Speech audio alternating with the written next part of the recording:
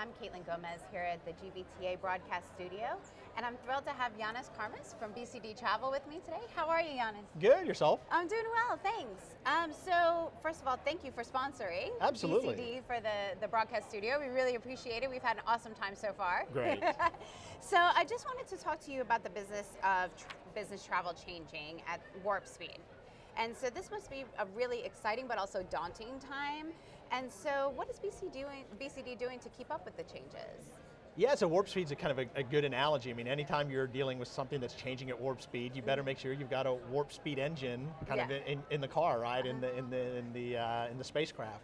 And so that's what we're building at BCD. We're investing more of our kind of financial resources and our personnel in our business focused on travel technology, not just on service delivery. What we see happening in corporate travel is a lot of what we used to focus on was delivering services with people, right? We've got brilliant travel counselors and account managers, and increasingly the service experience that we want to deliver to travelers is driven by technology.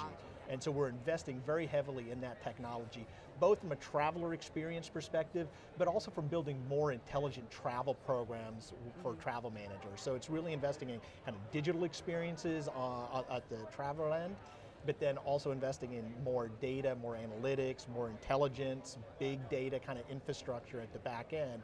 And then what kind of gives you that warp speed is how you bring those things together, how that data powers that user experience. It's not just data for reports, it's now that data is the engine and the fuel that drives that enhanced experience back out to the traveler.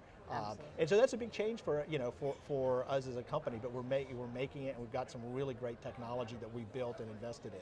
And I think you guys do a great job of marrying the service with the technology. Yes. You know, you don't forget the service side as you continue to expand into your technology, and it's great. That's right. The technology really enables the kind of services that we want to deliver, and the types of experiences. Absolutely. So that brings me to on the traveler side. What changes have you seen in the past couple of years, and has it gotten easier or harder to keep within policy?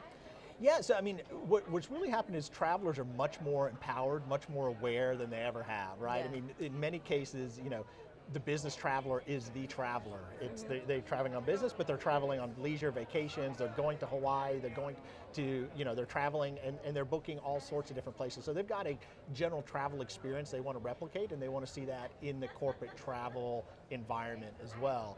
And so we're building the types of experiences that they want to be able to have. Our hotel platform is very much modeled after just a normal web-based kind of booking experience or mobile booking experience that a traveler would like to have.